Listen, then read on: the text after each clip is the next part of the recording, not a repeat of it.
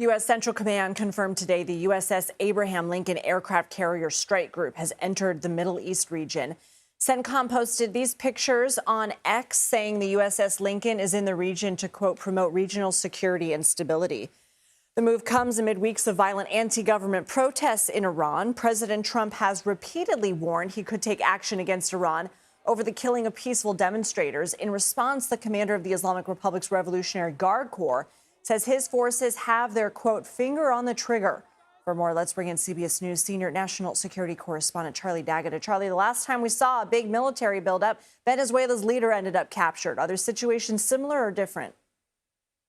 Lindsay, it's really on a different scale. Okay, so when we look at Venezuela and the waters of Venezuela and the Caribbean, if a battleship was ever there, it was passing through. So the buildup that you saw there, which still exists, by the way, with USS Gerald R. Ford aircraft carrier, any number of squadrons that were forward postured in Puerto Rico, the Iwo Jima with Marines on board, that is next level. And that was a pretense for what we saw unfold in Venezuela itself. Now, what we're seeing in CENTCOM, that region that includes the Middle East and Iran, actually it's routine to have a carrier like this, the Abraham Lincoln, crossing over into that region. In fact, it's more rare for a carrier not to be in that region. Where this becomes important, you talked about the unrest in Iran, to put it lightly.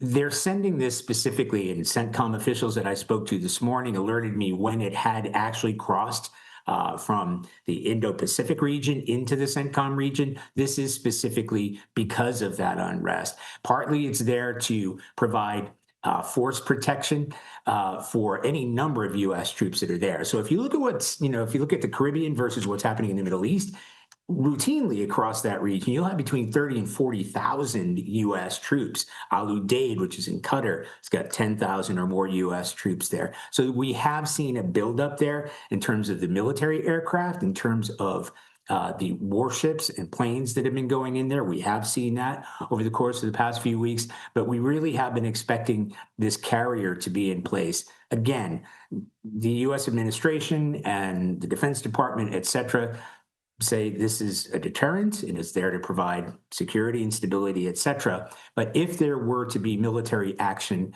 against Iran, as there has been in the past, they would want to have a carrier strike group. When we talk about the carrier, it's not just the carrier itself. It brings with it 3 destroyers, missile-guided destroyers, and joining, I think there are 3 destroyers that are already in that region and 3 other warships. So it's definitely forward postured, but not on a scale that we would have seen in Venezuela.